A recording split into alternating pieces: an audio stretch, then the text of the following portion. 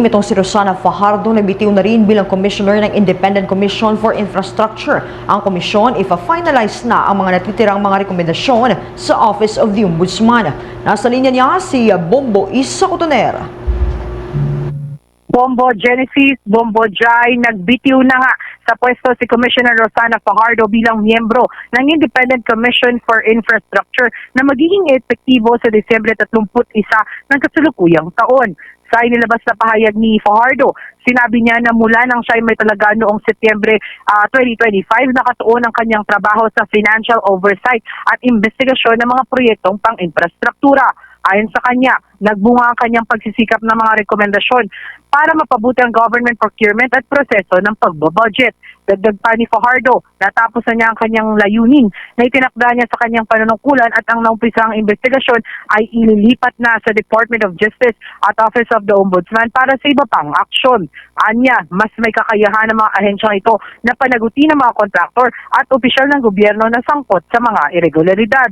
Samantala, naging statement naman ni ICI Chairman Andres Reyes Jr. na ang pagbibitiw ni Fajardo ay bahagi ng natural na yugto ng trabaho at ang kanyang mandato. Ayon kay Reyes, bilang resulta ng mga investigasyon ng ICI, 3 kaso na ang naisampa ng Ombudsman sa korte na humantong naman sa pag-aresto ng 16 na individual para sa mga kasong hindi na maaaring makapiyansa. Dagdag pa ni Reyes, tututok na ngayon ang komisyon sa pag-finalize sa mga kasong ire-refer nito sa Ombudsman upang matiyak na may pagpapatuloy ang mga pananagutan sa mga sangkot.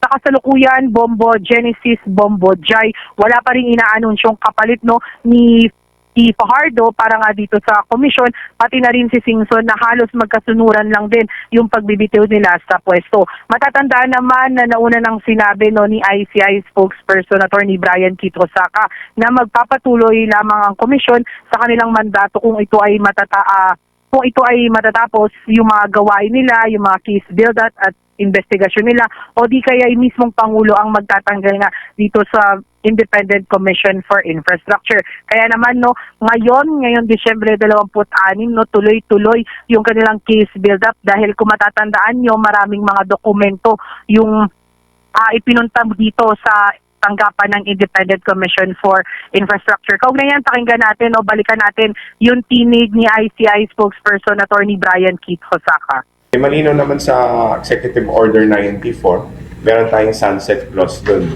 wherein it says that the Commission will continue to exist until the purpose for which it was created is achieved.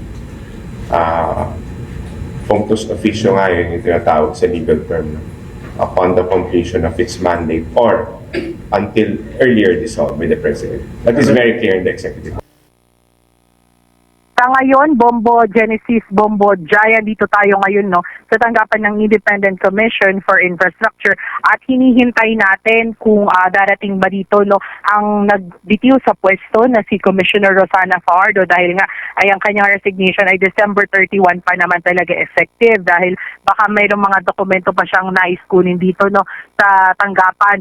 At gayon din ang inaabangan din natin dito si ICI Chairman Andres Reyes Jr. dahil nasabi niya nga bago magkaroon ng Christmas break o holiday break itong komisyon ay pagkatapos talaga ng Pasko ay magtutuloy-tuloy na sila sa kanilang case build-up dahil nga marami yung mga dokumento na kailangan nilang pag-aralan para doon sa investigasyon. At katulad nga rin ang sinabi ni DPWH Secretary Vince Dizon, may nakatakda muli silang rekomendasyon sa Office of the Ombudsman pagpasok ng taong 2026. So yan yung mga inaabangan natin dito, Bombo Genesis, Bombo Jai.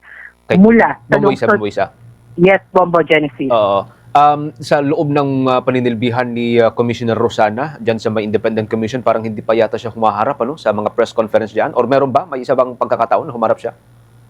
Actually, Bombo Genesis, mula noong September 19 specifically, kung kailan nagsimula itong ICI, mailap talaga itong si Commissioner Fajardo, even dito nga sa ating media at nakikita lang natin siya kapag may hearing.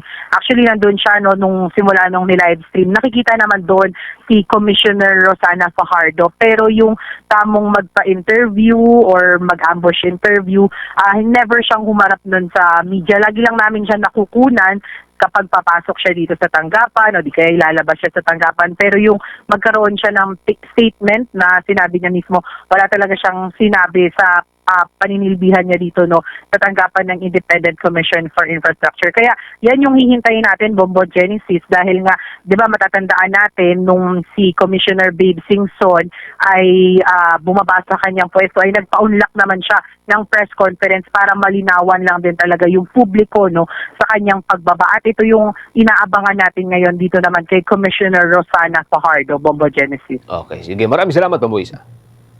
Mula sa lungsod ng Taguig, ito si Bombo Isa Cotoner and this is Bombo Radio Philippines, the #1 and most trusted source of news and information, Basta Radio Bombo. For the most trusted source of news and information, visit our website at www.bomboradio.com. Follow us on Bombo Radio mobile app, Facebook, YouTube, TikTok, and X, formerly Twitter.